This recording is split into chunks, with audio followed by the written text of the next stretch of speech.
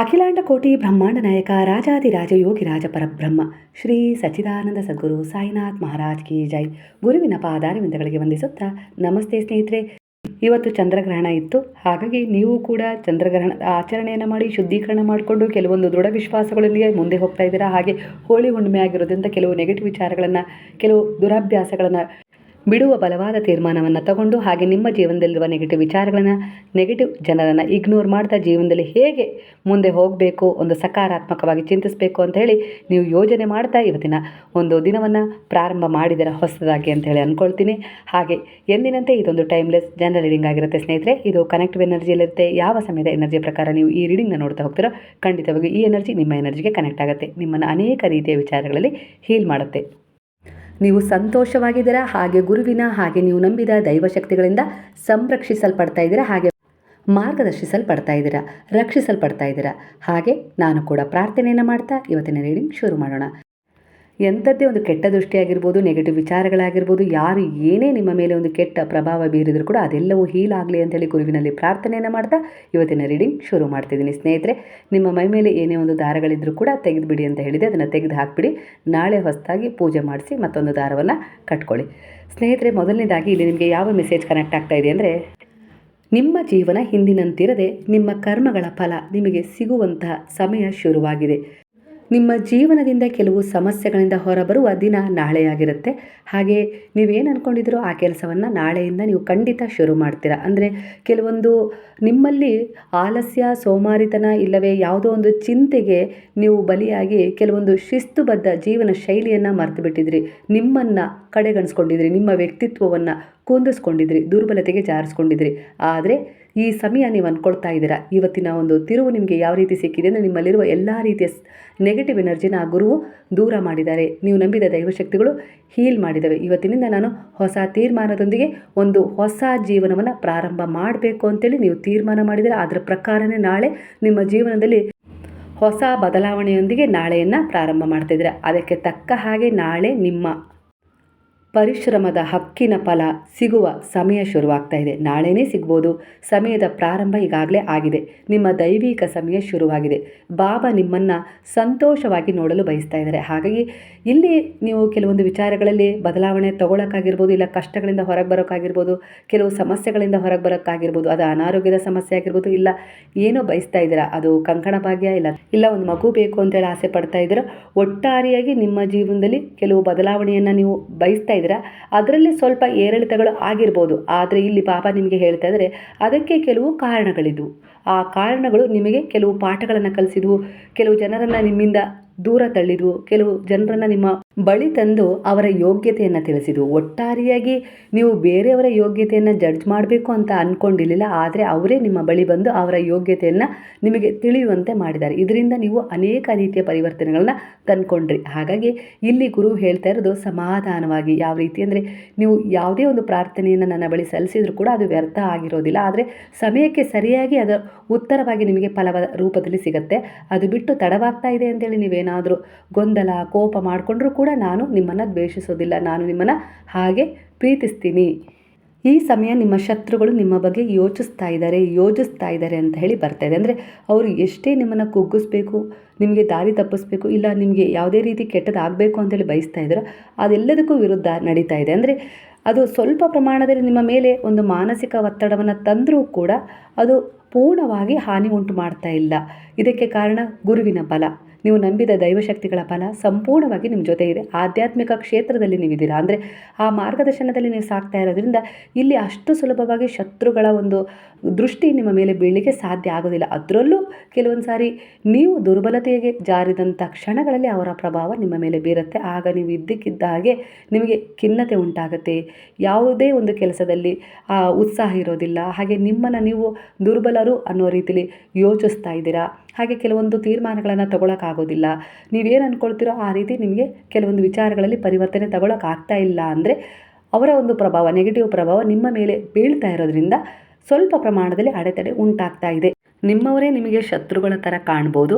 ಇಲ್ಲ ಅಂದರೆ ಅವರು ಹೇಳಿದ್ದೆಲ್ಲ ನಿಮಗೆ ಎಲ್ಲೋ ಒಂದು ರೀತಿಯಲ್ಲಿ ನೆಗೆಟಿವ್ ಆಗಿ ಕಾಣ್ತಾ ಇರ್ಬೋದು. ಇದು ವೈಮನಸ್ಸಿಗೆ ಕಾರಣವಾಗ್ತಿದೆ. ನಿಮ್ಮ ಮನೆಯಲ್ಲೇ ಇರುವ ವೈಯಕ್ತಿಕ ಸಂಬಂಧದಲ್ಲಾಗಿರ್ಬೋದು, ಇಲ್ಲ ಇನ್ನು ಯಾವುದೇ ರೀತಿ ಸಂಬಂಧದಲ್ಲಾಗಿರ್ಬೋದು, ಕೆಲವು ಭಿನ್ನಾಭಿಪ್ರಾಯಗಳು, ಹಾಗೆ ಜಗಳ, ಕಿರಿಕಿರಿ, ನನ್ನನ್ನು ಅವರು ಅರ್ಥ ಮಾಡ್ಕೊಳ್ತಾ ಇಲ್ಲ ಅಂತೇಳಿ ನೀವು ಅಂದ್ಕೊಳ್ತಾ ಇರ್ಬೋದು. ನಿಮ್ಮ ಹಾಗೆ ಅವರು ಕೂಡ ಯೋಚನೆ ಮಾಡ್ತಿದ್ದಾರೆ, ನನ್ನನ್ನು ಯಾಕೆ ಇವರು ಅರ್ಥ ಮಾಡ್ಕೊಳ್ತಾ ಇಲ್ಲ ಅಂತೇಳಿ ಅವರು ಯೋಚನೆ ಮಾಡ್ತಾ ಇದ್ದಾರೆ ಅನ್ನೋ ರೀತಿಯಲ್ಲಿ ಬರ್ತದೆ. ಇದಕ್ಕೆ ಕಾರಣ ಮೂರನೇ ನಿಮ್ಮ ಶತ್ರುವಿನ ಒಂದು ನೆಗೆಟಿವ್ ಪ್ರಭಾವ ಅಂತ ಬರ್ತಾ ಇದೆ. ಆ ಕಣ್ಣು ದೃಷ್ಟಿ ನಿಮ್ಮ ಮೇಲೆ ಬಿದ್ದಿದೆ, ನಿಮ್ಮನ್ನು ಗಮನಿಸ್ತಾ ಇದೆ. ನಿಮ್ಮ ನಡೆ ನುಡಿ, ಹಾವ ಭಾವ, ಜೀವನ ಶೈಲಿ ಎಲ್ಲದರ ಮೇಲೆ ಅವರ ಕಣ್ಣಿದೆ ಅಂತ ಹೇಳಿ ಬರ್ತಾ ಇದೆ. ಅದಕ್ಕೆ ಇಲ್ಲಿ ಗುರುವಿನಿಂದ ನಿಮಗೆ ಒಂದು ಎಚ್ಚರಿಕೆಯ ಮಾತು ಸಿಗ್ತಾ ಇದೆ. ನಿನ್ನನ್ನು ನೀನು ಗೌರವಿಸು, ನಿನ್ನನ್ನು ನೀನು ಪ್ರೀತಿಸು, ನಿನ್ನನ್ನು ನೀನು ಆಧರಿಸು, ನಿನ್ನ ಆತ್ಮವಿಶ್ವಾಸವನ್ನು ಹೆಚ್ಚಿಸಿಕೊಳ್ಳುವ ಕಡೆ ಗಮನ ಕೊಡು. ಶಿಸ್ತಿರಲಿ ಜೀವನದಲ್ಲಿ, ಅಂದರೆ ಯಾವಾಗೋ ಎದ್ದೆ ಯಾವಾಗೋ ಕೆಲಸ ಮಾಡಿದೆ ಅನ್ನೋ ರೀತಿಲಿ ಆಗಬಾರ್ದು ಅಂತ ಹೇಳಿ ಇದರ ಅರ್ಥ. ಕೆಲವರಿಗೆ ನಿರಾಸೆಗಳು, ಕೊರಗುಗಳು, ನಾನು ಏನೇ ಮಾಡಿದರೂ ಕೂಡ ನನ್ನ ಜೀವನದಲ್ಲಿ ನನಗೆ ಒಳ್ಳೇದಾಗಲೇ ಇಲ್ಲ, ನಾನು ತುಂಬ ಪ್ರಯತ್ನಪಟ್ಟು ನೋಡಿಬಿಟ್ಟಿದ್ದೀನಿ ಅನ್ನೋ ರೀತಿಲಿ ನೀವು ಕೆಲವೊಂದು ಚಿಂತೆಗಳನ್ನು ಮನಸ್ಸಲ್ಲಿ ಇಟ್ಕೊಂಡಿದ್ದೀರಾ. ಈ ರೀತಿ ಚಿಂತೆಗಳು ಇನ್ನೂ ನಿಮ್ಮನ್ನು ಕುಗ್ಗಿಸ್ತವೆ ಇದ್ದಾವೆ ಹೊರತು ನಿಮ್ಮ ಭಾಗ್ಯದಲ್ಲಿ ಏನು ಇದೆಯಲ್ಲ ಒಳ್ಳೆಯದು, ಅದನ್ನು ಪಡ್ಕೊಳ್ಳೋಕ್ಕೆ ನಿಮ್ಮನ್ನು ಮುಂದೆ ತಗೊಂಡು ಹೋಗ್ತಾ ಇಲ್ಲ. ಹಾಗಾಗಿ ಇಲ್ಲಿ ಕೊಂಚ ನಿಮ್ಮ ಆತ್ಮವಿಶ್ವಾಸವನ್ನು ಹೆಚ್ಚಿಸಿಕೊಳ್ಳುವ ಅವಶ್ಯಕತೆ ಇದೆ.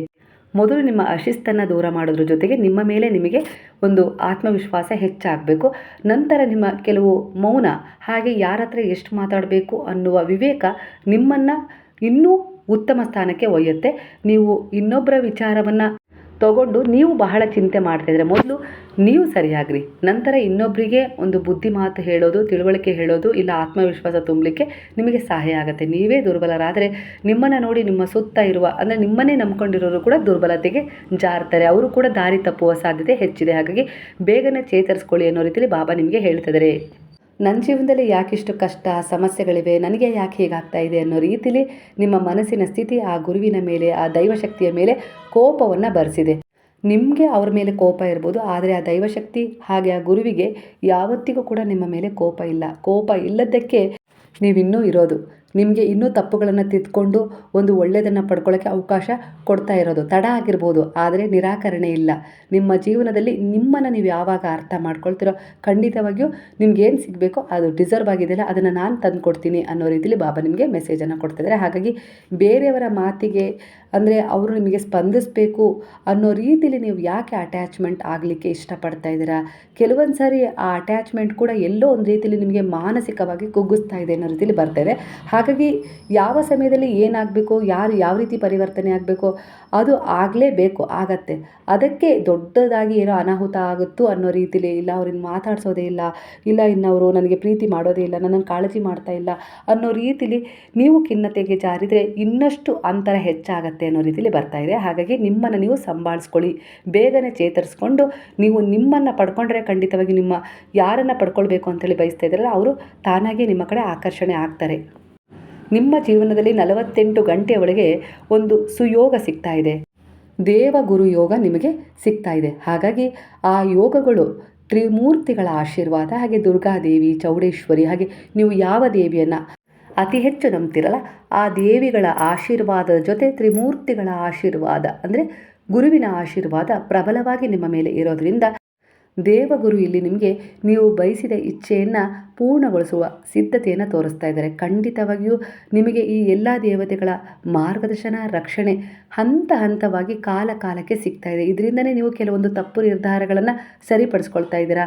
ಅಡ್ಡದಾರಿ ಅಂದರೆ ಶಾರ್ಟ್ಕಟ್ ತಗೊಂಡು ಏನು ಮುಂದೆ ಹೋಗಬೇಕು ಅಂತೇಳಿ ಬಯಸ್ತಿದ್ರಲ್ಲ ಅದು ತಪ್ಪು, ಬೇಡ ಅನ್ನೋ ರೀತಿಯಲ್ಲಿ ಅದನ್ನು ತಿರಸ್ಕಾರ ಮಾಡಿ ಮತ್ತೆ ಸರಿದಾರಿಗೆ ಬಂದು ನಿಂತಿದ್ದಾರೆ. ಇಲ್ಲಿಂದ ಹೊಸ ಪ್ರಯಾಣವನ್ನು ಶುರು ಮಾಡಿದರೆ ಈ ಹೊಸ ಪ್ರಯಾಣದಲ್ಲಿ ಎಲ್ಲ ಶಕ್ತಿಗಳು ನಿಮ್ಮ ಜೊತೆ ಇದೆ. ಅದೇ ನೀವು ಶಾರ್ಟ್ಕಟ್ಟಲ್ಲಿ ಹೋಗಬೇಕು ಅಂತೇಳಿ ತೀರ್ಮಾನ ತಗೊಂಡಾಗ ಅಲ್ಲಿ ಯಾವ ಶಕ್ತಿಯೂ ನಿಮ್ಮ ಜೊತೆಗೆ ಬೆಂಬಲಕ್ಕೆ ನಿಂತಿರಲಿಲ್ಲ. ಕೊನೆಯದಾಗಿ ಈ ಪ್ರಕೃತಿಯು ಕೂಡ ನಿಮಗೆ ಸ್ಪಂದಿಸಿರಲಿಲ್ಲ. ಆದರೆ ಇಲ್ಲಿ ನೀವು ಯಾವಾಗ ಸರಿದಾರಿಯನ್ನು ಆಯ್ಕೆ ಮಾಡಿಕೊಂಡ್ರೋ ಈ ಪ್ರಕೃತಿಯು ಕೂಡ ನಿಮಗೆ ಸ್ಪಂದಿಸಲಿಕ್ಕೆ ಶುರುವಾಗಿದೆ. ತಡ ಆಗ್ಬೋದು, ಆದರೆ ಖಂಡಿತವಾಗಿಯೂ ನಿಮಗೆ ಒಂದು ಒಳ್ಳೆಯ ಶುಭ ಫಲ ಅತ್ಯಂತ ವೇಗದಲ್ಲೇ ಸಿಗ್ತದೆ. ಅದು ಈ ತಿಂಗಳು ಎಂಡಲ್ಲೇ ಸಿಗ್ಬೋದು ಅನ್ನೋ ರೀತಿಯಲ್ಲೂ ಕೂಡ ಕಾಣಿಸ್ತಾ ಇದೆ. ಹಾಗೆ ಕೆಲವರ ಎನರ್ಜಿಯ ಪ್ರಕಾರ 48 ಗಂಟೆಯೊಳಗೆ ನಿಮ್ಮ ಜೀವನದಲ್ಲಿ ಒಂದು ಅದ್ಭುತವಾದ ಒಂದು ಸುಯೋಗ ನಡೆಯುತ್ತೆ. ಹಾಗೆ ಯಾಕೆ ಅಂದರೆ ಇದು ಕೆಲವರಿಗೆ ಸ್ವಲ್ಪ ಸಂದೇಹ ಇದೆ, ಅದು ಬ್ಲಾಕೇಜ್ ಉಂಟು ಮಾಡ್ತಾ ಇದೆ.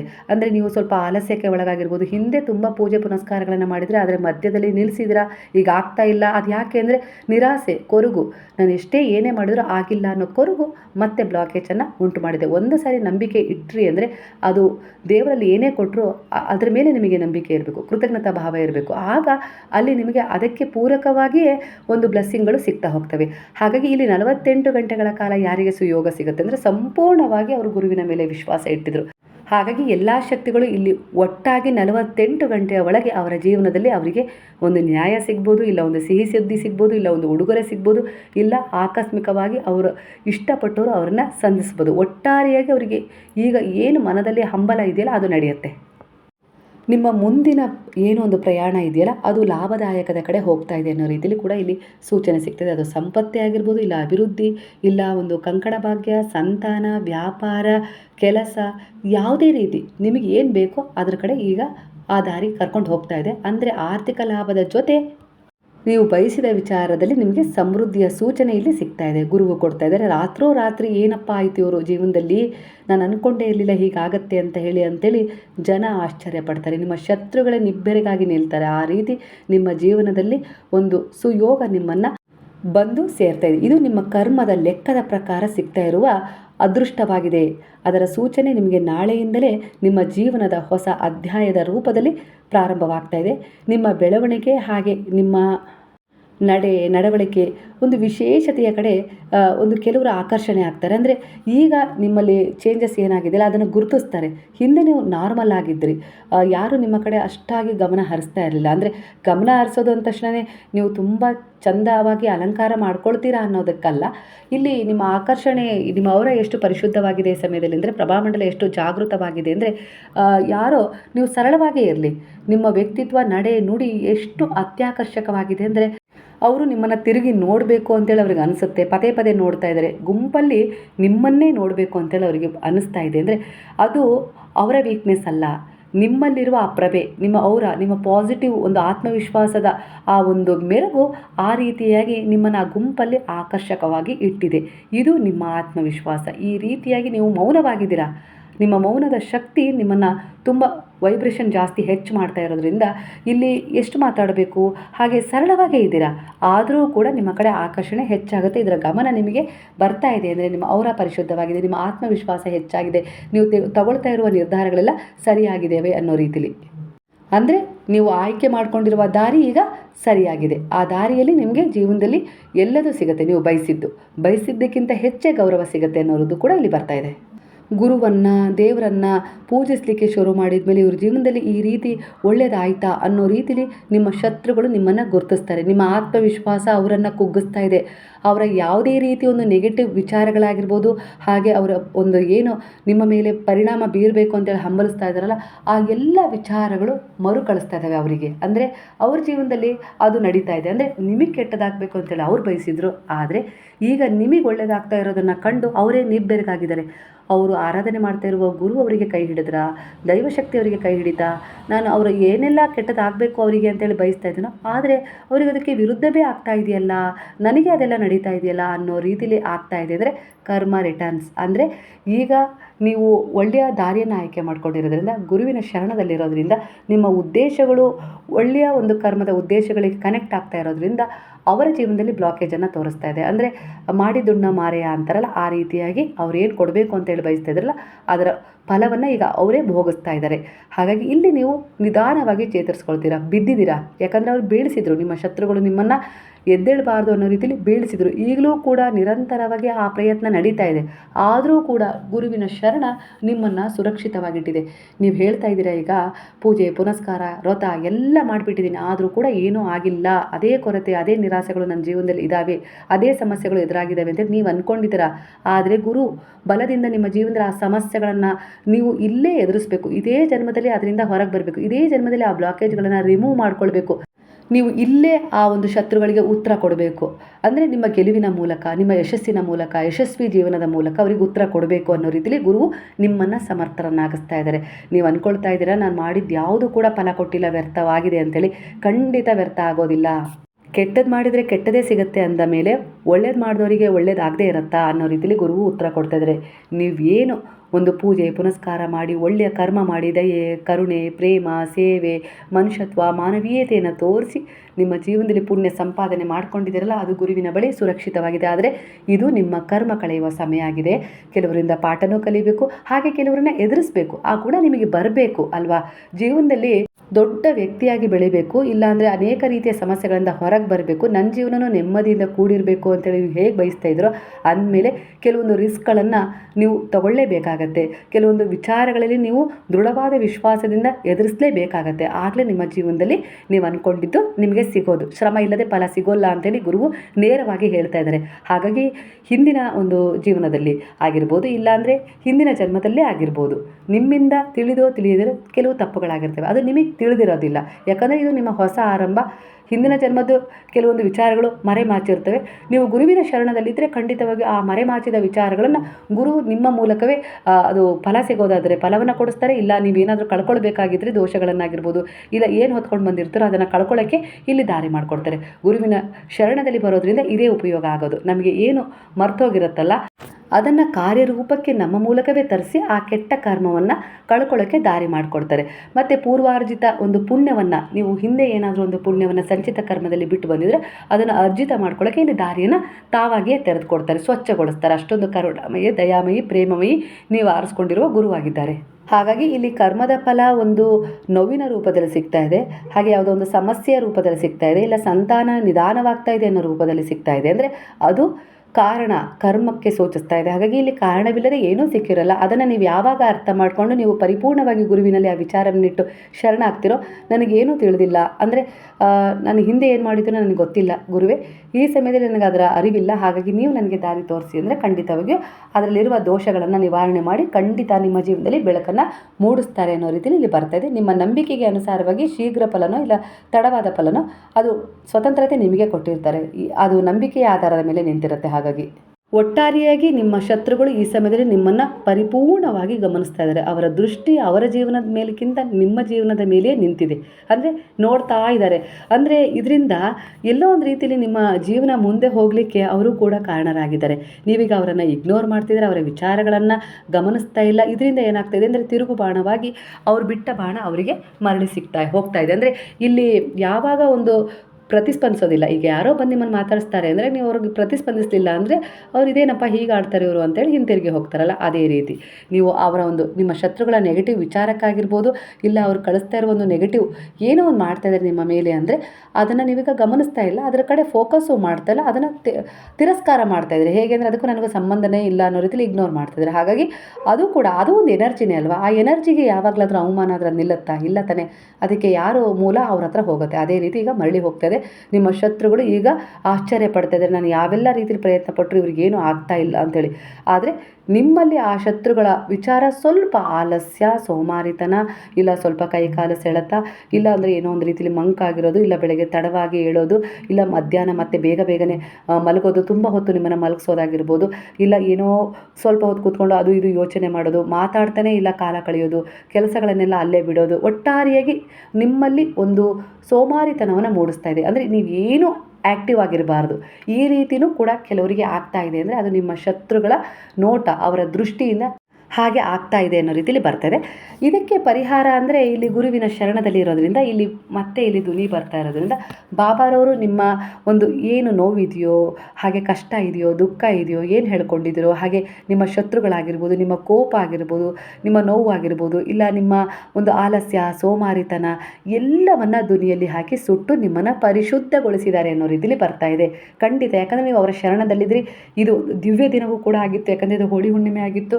ಬಾಬಾ ವಿಶೇಷವಾಗಿ ನಿಮ್ಮ ಕಷ್ಟ, ದುಃಖ, ಸಮಸ್ಯೆಗಳನ್ನು ಹಾಗೆ ಯಾರದ್ದೇ ಒಂದು ಕೆಟ್ಟ ದೃಷ್ಟಿ, ಅದು ನಿಮ್ಮ ಶತ್ರುನೇ ಆಗಿರಲಿ, ಯಾರೇ ನಿಮ್ಮ ಬಗ್ಗೆ ಒಂದು ಕೆಟ್ಟ ದೃಷ್ಟಿ, ಕೆಟ್ಟ ಪ್ರಭಾವವನ್ನು ಬೀರಿದ್ದಾರೆ ಅಂದರೆ ಅವೆಲ್ಲವನ್ನು ಧ್ವನಿಯಲ್ಲಿ ಹಾಕಿ ಸುಟ್ಟಿದ್ದಾರೆ. ನಿಮಗೆ ನಿರಾಳ ಮಾಡಿದ್ದಾರೆ. ಮತ್ತೊಂದು ಅವಕಾಶವನ್ನು ಕೊಟ್ಟಿದ್ದಾರೆ.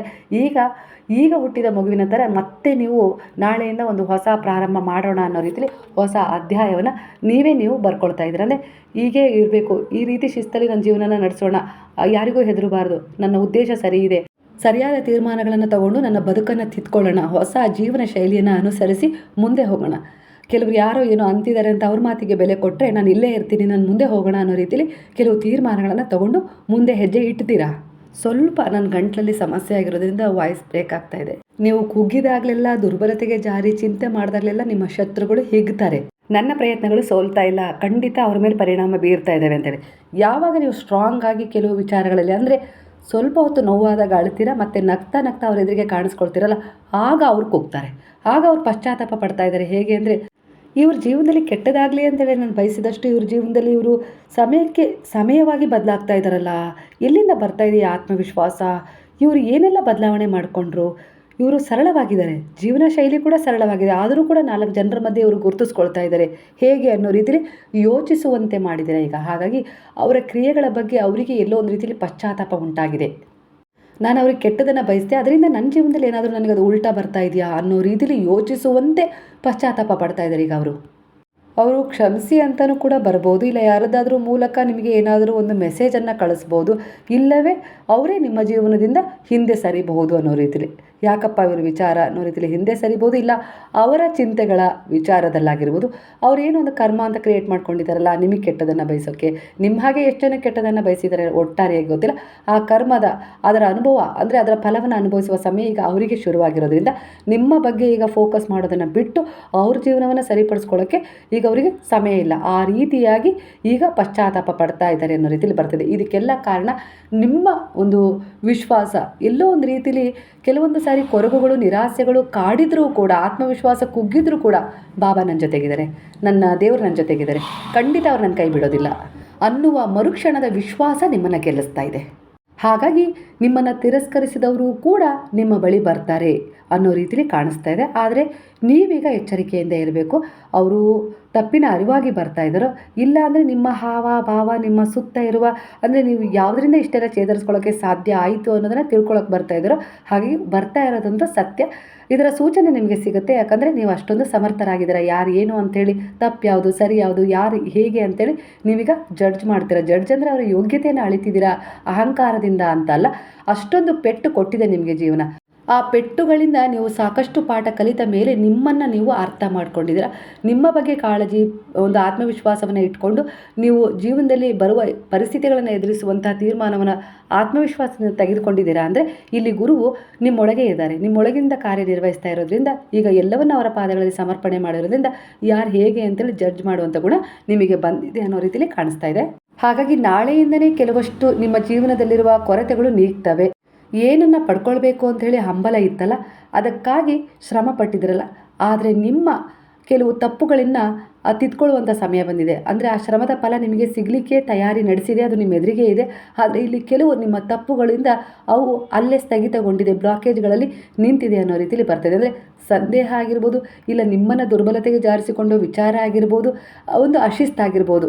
ಹಿಂದೆ ನಾನೆಲ್ಲ ಮಾಡಿದ್ದೆ ಸೇವೆಗಳನ್ನು, ಆದರೆ ಈಗ ನನಗೆ ಅದರ ಮೇಲೆಲ್ಲ ನಂಬಿಕೆ ಇಲ್ಲ, ಅಂದರೆ ನೀವು ಸೋತು ಹೋಗ್ಬಿಟ್ಟಿದ್ದೀರ, ಮಾಡಿ ಮಾಡಿ ಏನೂ ನನಗೆ ಒಳ್ಳೇದಾಗಲಿಲ್ಲಲ್ಲ ಅನ್ನೋ ರೀತಿಲಿ ಈಗ ನೀವು ಮತ್ತೆ ಸೋಂಬೇರಿತನ ಆಗಿರ್ಬೋದು, ಆಲಸ್ಯದಿಂದ ಇದ್ದೀರಾ. ಅದು ನಾಮಸ್ಮರಣೆನೂ ಮಾಡಲ್ಲ.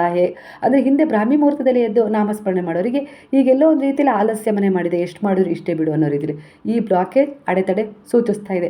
ನಿಮ್ಮ ಪ್ರಯತ್ನ ಏನು ಹಿಂದೆ ಮಾಡಿದ್ರೆ ಅದು ಫಲ ಕೊಡಲಿಕ್ಕೆ ಸಿದ್ಧತೆ ಕೂಡ ನಡೆಸಿದೆ. ಆದರೆ ಈ ಬ್ಲಾಕೇಜ್, ಈ ಸಂದೇಹದ ಮಧ್ಯೆ ಅದು ಬಂದು ನಿಮ್ಮನ್ನು ಸೇರಲಿಕ್ಕೆ ಇಲ್ಲಿ ಬ್ಲಾಕೇಜ್ಗಳನ್ನು ತರ್ತಾ ಇದೆ. ಹಾಗಾಗಿ ನೀವು ನನ್ನ ಪ್ರಯತ್ನಗಳು ಯಾವುದೂ ವ್ಯರ್ಥ ಆಗಿಲ್ಲ, ಯಾಕಂದರೆ ನಿಮ್ಮ ಭಕ್ತಿ ಗುರುವಿನ ಶಕ್ತಿಯ ಮೇಲೆ ನಿಮಗೆ ನಂಬಿಕೆ ಇರಬೇಕು. ಆಗಲೇ ಖಂಡಿತವಾಗಿಯೂ ಅದು ನಡೆಯುತ್ತೆ, ಆ ಪವಾಡ ನಡೆಯುತ್ತೆ ನಿಮ್ಮ ಜೀವನದಲ್ಲಿ. ನಿಮ್ಗೆ ಏನು ಬೇಕು ಅಂತೇಳಿ ಬಯಸ್ತಿದ್ರೆ ಅದು ನಡೆಯುತ್ತೆ.